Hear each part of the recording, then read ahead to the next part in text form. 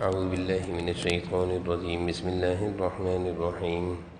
ألم تر أن الله أنزل من السماء ماء فتصبح الأرض مخضرا إن الله لطيف خبير له ما في السماوات وما في الأرض وإن الله لهو الغني الحميد. ألم تر أن الله سخر لكم ما في الأرض والفلك تجري في البحر بأمره ويمسك السماء أن تقع على الأرض إلا بإذنه إن الله بالناس لرؤوف رحيم. وهو الذي يحياكم ثم يميتكم ثم يحييكم إن الإنسان لكفور لكل أمة جعلنا من سكنهم ناسكوه فلا ينازعنك في الأمر وادع إلى ربك إنك لعلى هدى مستقيم. وإن جادلوك فقل الله أعلم بما تعملون. صدق اللہ العظیم. سورہ حج الحمدللہ ہماری چل رہی ہے. آج جو تلاوت ہوئی ہے آیت نمبر 65 سے تلاوت ہوئی ہے. سورہ حج کے جو ابتدائی مضامین جو بہت ہی اہم مضامین تھے وہ مضامین مکمل ہوئے. اللہ تعالیٰ اپنے بندوں پر جو نعمتیں اور جو انعامات فرماتے ہیں، جو دن رات ہم اللہ تعالیٰ کی نعمتوں سے فائدے حاصل کر رہے ہیں، ان نعمتوں کا تذکرہ اللہ تعالیٰ کر رہے ہیں. الم تر ان اللہ انزل من السماء ماء. اللہ تعالیٰ فرما رہے ہیں کیا تم لوگ دیکھتے نہیں ہو کہ آسمان سے پانی کس نے اتارا ہے؟ اللہ تعالیٰ نے آسمان سے پانی کیسا اتارا ہے، کس ترتیب سے کہ فتصبح الارض مخضرا، کہ اس پانی سے زمین کو اللہ تعالیٰ نے سرسبز و شاداب کر دیا. ایک نظام کائنات ہے، اللہ تعالیٰ کے حکم سے چل رہا ہے. آسمانوں سے بارشیں برستی ہیں اور زمین سرسبز و شاداب ہو کر اس میں ہماری ضروریات زندگی اس زمین سے اگتی ہیں، پھر ہم وہ استعمال کرتے ہیں. ان اللہ لطیف خبیر. حقیقت یہ ہے کہ اللہ بڑا مہربان، ہر بات سے باخبر ہے. لہ ما فی السماوات و ما فی الارض. اسی کے لیے جو کچھ آسمان و زمین میں ہے سب اسی اللہ کا ہے. وَإِنَّ اللَّهَ لَهُوَ الْغَنِيُّ الْحَمِيدُ. اور یقین رکھو کہ اللہ ہی وہ ذات ہے جو سب سے بے نیاز، بذات خود قابل تعریف ہے. الم تر ان اللہ سخر لکم ما فی الارض والفلک تجری فی البحر بامرہ. کیا تم نے نہیں دیکھا کہ اللہ تعالیٰ نے زمین کی ساری چیزیں تمہارے کام میں لگا رکھی ہیں؟ سخر لکم، تمہارے کام میں اللہ تعالیٰ نے پوری زمین کو لگا رکھا ہے. ہم ان چیزوں کی طرف غور نہیں کرتے کہ واقعی ایسا ہی ہے کہ آسمان و زمین ساری کائنات ایک انسان کی خدمت میں لگی ہوئی ہے. جانور ہو، آسمانوں سے پانی برستا ہے وہ انسان کی ضرورت، جانور انسان کی ضرورت، زمین سے اگنے والے درختوں سے نکلنے والے پھل وہ انسان کی ضرورت. ہم ان چیزوں کی طرف سوچتے نہیں ہیں. اللہ تعالیٰ ہماری سوچ کو کھول رہے ہیں کہ غور کرو. سخر لکم ما فی الارض، جو کچھ زمین میں ہے سب تمہاری خدمت میں لگے ہوئے ہیں. والفلک تجری فی البحر بامرہ، اور کشتیاں بھی سمندروں میں اللہ کی حکم سے چلتی ہیں.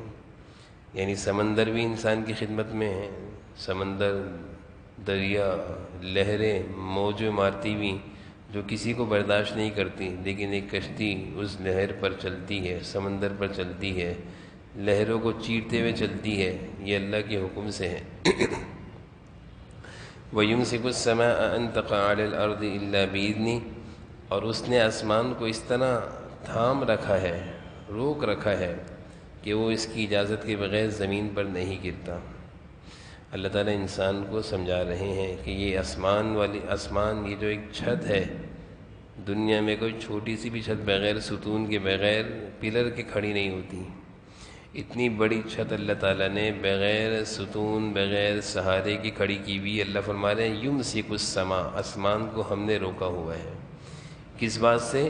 ان تقع علی الارض، کہ وہ زمین پر گرے. الا باذن، مگر ہماری اجازت کے بغیر. یہ کیسے ممکن ہے؟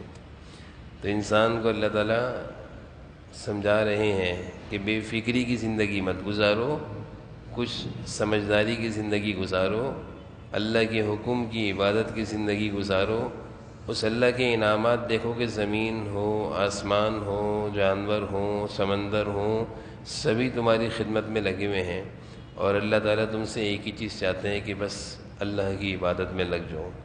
ان اللہ بالناس لرؤوف الرحیم، حقیقت یہ ہے کہ اللہ تعالیٰ لوگوں کے ساتھ بہت شفقت کا، نرمی کا، مہربانی کا برتاؤ فرماتے ہیں۔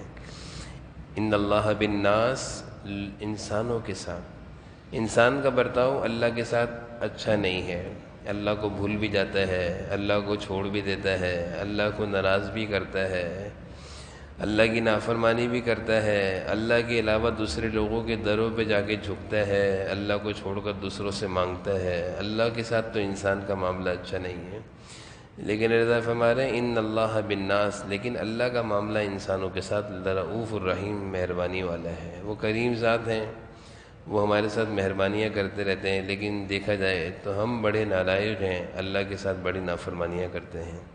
وَهُوَ الَّذِي أَحْيَاكُمْ، وہی اللہ ہے، احیاکم، جس نے تمہیں زندہ کیا، زندگی دی، تم کچھ نہیں تھے۔ ثم یمیتکم، وہی پھر تمہیں دنیا کی موت دے گا، قبروں میں تمہیں دفنا دیا جائے گا۔ ثم یحییکم، پھر وہی اللہ تمہیں قبروں سے اٹھا کر کھڑا کرے گا، حشر کے میدان کی طرف لے کر جائے گا۔ ان الانسان لکفور، انسان بڑا ناشکر ہے، بڑا ناقدرہ ہے۔ یہ بڑا عجیب جملہ ہے کہ اگر باپ بیٹے سے کہے کہ تو بڑا میرا ناقدرہ اور ناشکر ہے، تو لائق اور فرمانبردار بیٹا پانی پانی ہو جاتا ہے۔ اپنے ابا کے اس جملے کے آگے لائق اور فرمانبردار بیٹا پانی پانی ہو جاتا ہے کہ ابا کو میں خوش نہیں کر سکا۔ ابا کہتے ہیں بیٹا میں نے تیرے لیے سب کچھ کیا، لیکن تو بڑا ناقدرہ ہے۔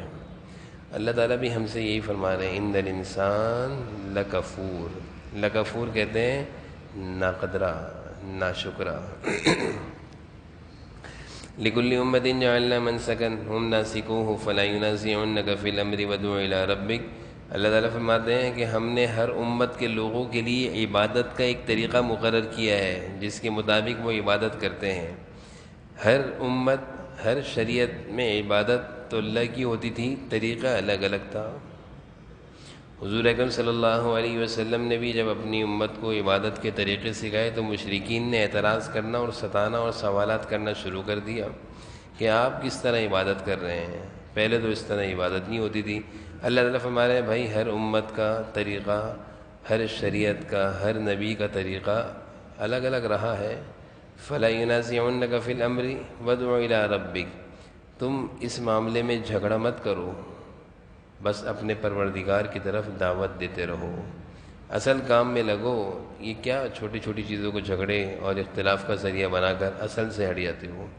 آج کل یہی ہو رہا ہے کہ فروعی اور چھوٹے چھوٹے مسائل میں جھگڑا کرتے ہیں اور انہی مسائل میں الجھاتے ہیں اور الجھتے ہیں کہ نماز ایسے پڑھو ایسے نہیں ہوتی، ایسے پڑھو ایسے نہیں ہوتی، اور اصولی مسائل سے لوگوں کا ذہن ہٹا دیتے ہیں۔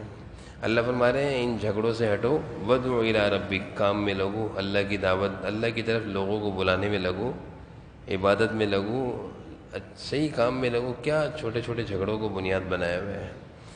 آج اسی میں زندگیاں ضائع ہو رہی ہیں کہ چھوٹے چھوٹے مسائل کو لے کر بیٹھ جاتے ہیں، اور ایک اچھا خاصا نمازی نماز کو آتا ہے اس کو الجھا دیتے ہیں کہ آپ کی نماز صحیح نہیں ہے، سنت کے خلاف ہے۔ انک لعلی ھدی مستقیم، تم یقیناً سیدھے راستے پر ہو۔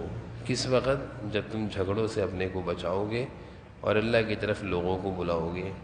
وَإِن جَادَلُوكَ، اور اگر وہ تم سے جھگڑیں، یعنی اگر کوئی آدمی تم سے جھگڑے، فَقُلِ اللَّهُ أَعْلَمُ بِمَا تَعْمَلُونَ، تو تم یہ کہو کہ جو کچھ تم کر رہے ہو اللہ اسے خوب جانتا ہے، اور جو میں کچھ کر رہا ہوں اللہ مجھے بھی جانتا ہے۔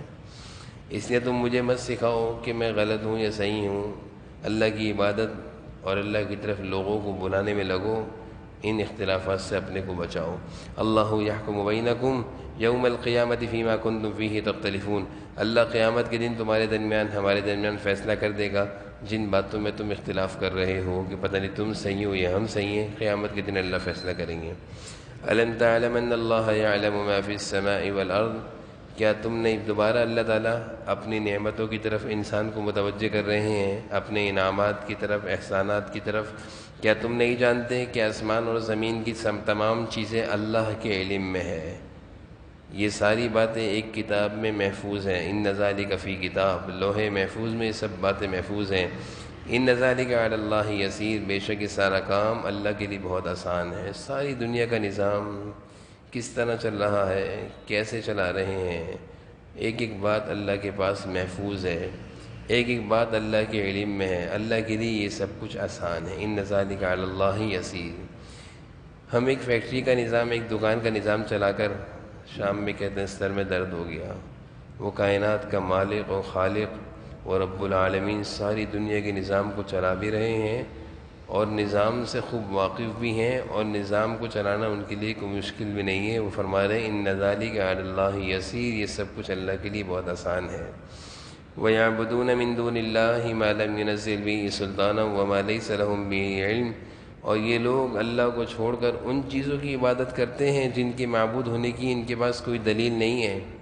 یعبدون من دون اللہ، اللہ کو چھوڑ کر جن کی عبادت کرتے ہیں، جن کو پوجتے ہیں، جن کی پرستش کرتے ہیں، کیا ان کے پاس کوئی آسمانوں سے دلیل آئی ہے؟ نہ ہی ان کے پاس کوئی علم ہے، نہ ہی ان کے پاس کوئی دلیل ہے۔ وَمَا لِلظَّالِمِينَ مِن نَصِيرٍ، اور ان ظالموں کا آخرت میں کوئی مددگار نہیں ہوگا۔ جن کی یہ عبادت کر رہے ہیں آج دنیا میں، ان سے امیدیں لگا رہے ہیں، آخرت میں کوئی کام نہیں آئے گا۔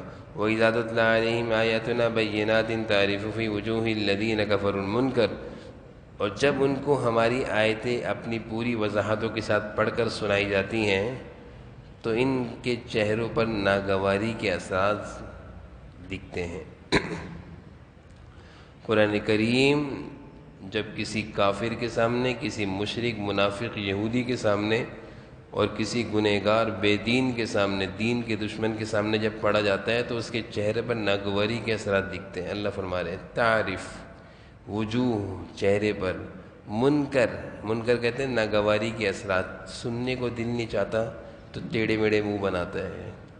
ان کے سامنے گانے چلیں، میوزک چلے، لڑکیاں ناچیں تو ان کے چہروں پہ مسکراہٹیں آتی ہیں، جیسے کہ آج کل ہوتا ہے نا شادی ہالوں میں، شادی بیاہوں میں تقریبیں ہو رہی ہوتی ہیں، شادی کی ولیمے کی، اور میوزک چلتا ہے تو سارے بڑے آرام سے بیٹھے ہوتے ہیں، بڑے مزے کر رہے ہوتے ہیں، اور اسی تقریب میں اگر تلاوت چلا دی جائے تو سب کے منہ اتر جائیں گے۔ میں سچ کہہ رہا ہوں، آپ کر کے دیکھ رہے ہیں، آپ کر کے دیکھ رہے ہیں، چند سننے والے ہوں گے، زیادہ منہ چڑھانے والے ہوں گے، سب منہ چڑھائیں گے کہ یہ کیا ہے۔ گانے چلنے سے ان کو یہ کیا نہیں سمجھ میں آ رہا، گانے چلے کسی کو تکلیف نہیں ہو رہی، لیکن تلاوت چلی سب کے چہرے اتر جائیں گے، نعتیں چلا دیں ان کے منہ بگڑ جائیں گے۔ تو اللہ تعالیٰ اسی کو بیان فرما رہے ہیں۔ یہ ایسا قرآن میں ایسی باتیں، ایسی ہدایتیں، نصیحتیں ہیں کہ حالات جو چل رہے ہیں پورے اس کے مطابق ہیں، اس کے مطابق ہیں کہ قرآن چلے، قرآن سنے تو تکلیف ہوتی ہے، چہروں پر ناگواری آ جاتی ہے، اور گانے چلیں تو چہرے پر مسکراہٹ آ جاتی ہے۔ شیطانیت ہے، شیطانیت۔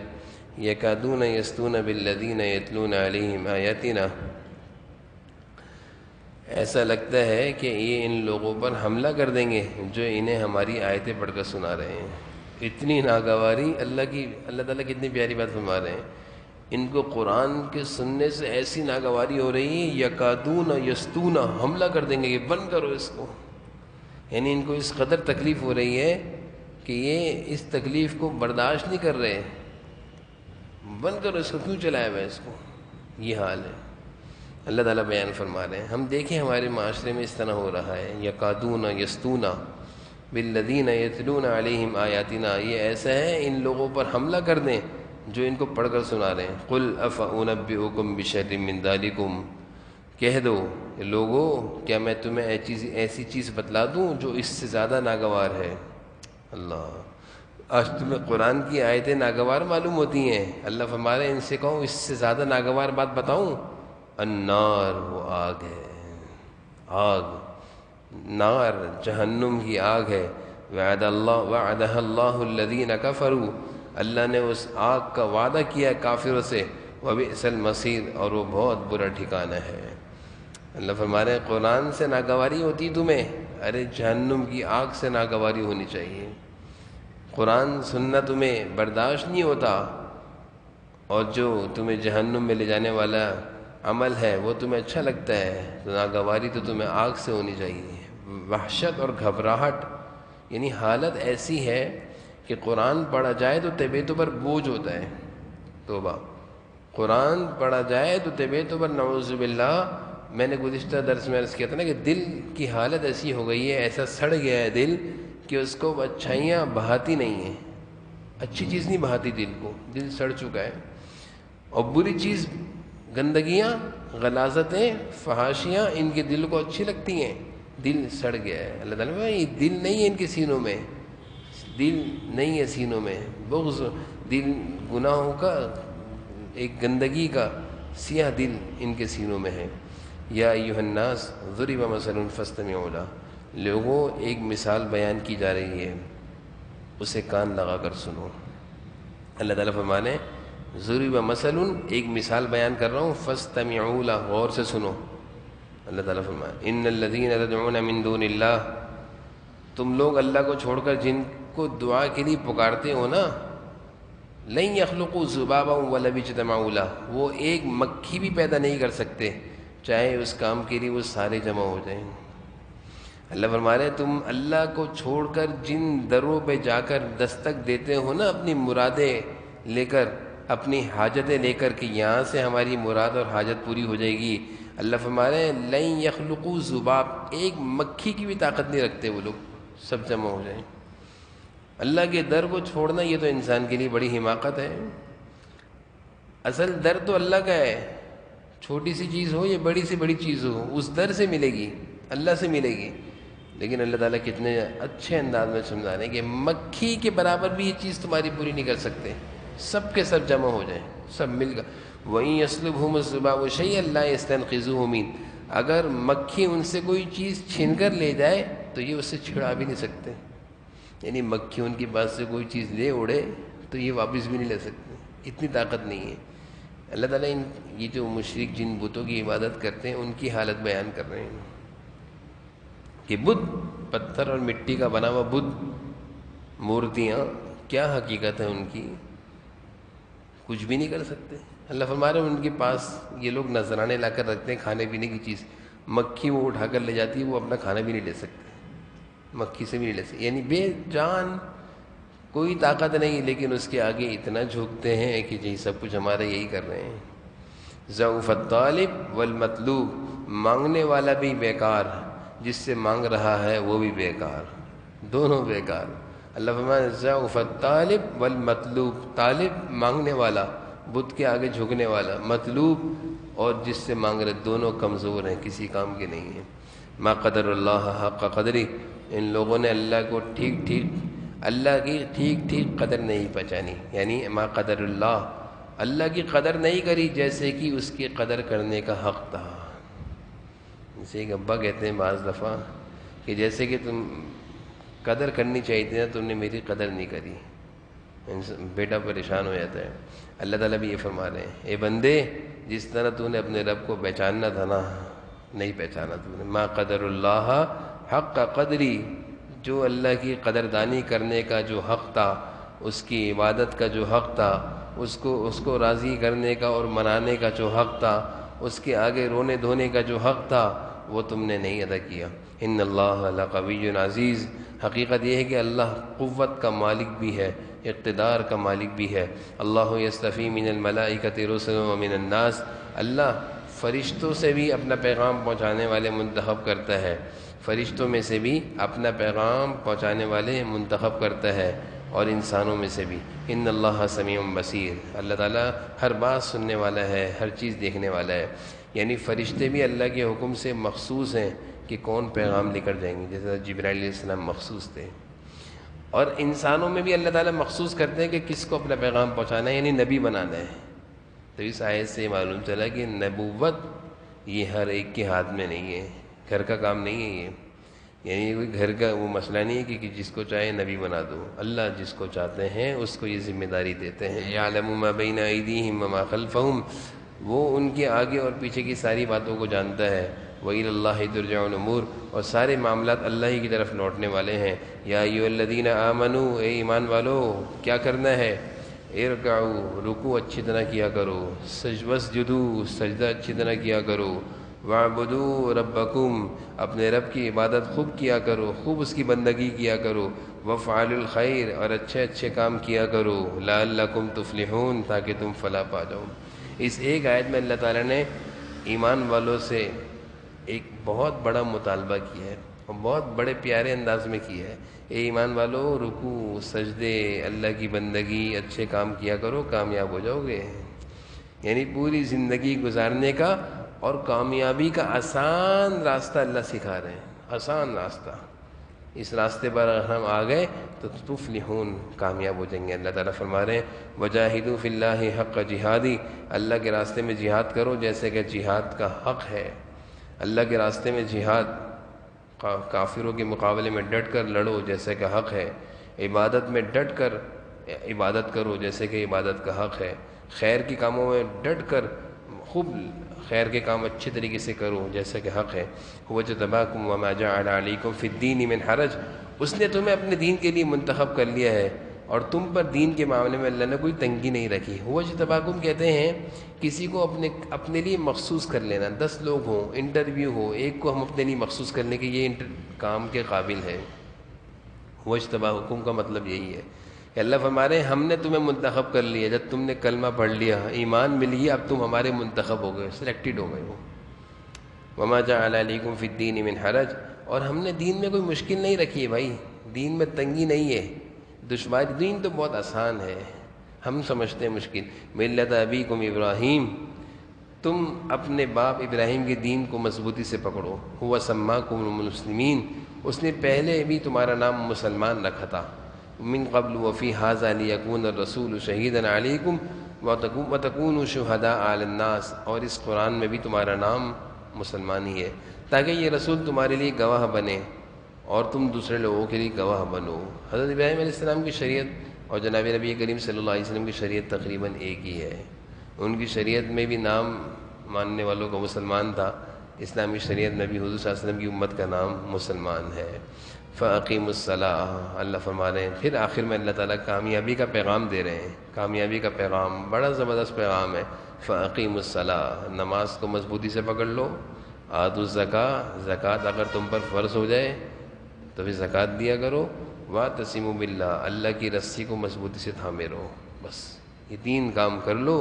هُوَ مَوْلَاكُمْ، ان 3 کاموں کے کرنے پر کیا ہوگا؟ وہ اللہ تمہارا مولا ہے، تمہارا نگہبان ہے۔ فَنِعْمَ الْمَوْلَىٰ، اور وہ کتنا ہی اچھا نگہبان ہے، وَنِعْمَ النَّصِيرُ، اور کتنا ہی اچھا مددگار ہے۔ 3 کاموں پر اللہ ہمیں کہہ رہے ہیں کہ میں تمہاری سرپرستی لے رہا ہوں۔ اللہ تعالیٰ کسی کی سرپرستی لے لے وہ خوش نصیب انسان ہے۔ کسی کو وزیر اعظم صاحب کہہ دیں کہ میں تیرا سرپرست، تیرے کام بناؤں گا، تو اس کو کتنی ڈھاس ہوتی ہے کہ بس میرے سارے کام ہو جائیں گے۔ یہاں پہ اللہ کہہ رہے ہیں 3 کام کرو، اقیموا الصلاۃ، آتوا الزکاۃ، تیسرا کام اللہ کی رسی کو مضبوطی سے تھامے رہو۔ هو مولاکم فنعم المولا، اب بے فکر ہو جاؤ، اب تم اللہ کے ہو گئے، اللہ تمہارا ہو گیا۔ آج الحمدللہ سورہ حج مکمل ہو گئی ہے، انشاءاللہ پیر والے دن سے اگلی سورۃ سورہ مومنون شروع کریں گے اللہ تعالیٰ سے۔ الحمدللہ رب العالمین، اللہ صلی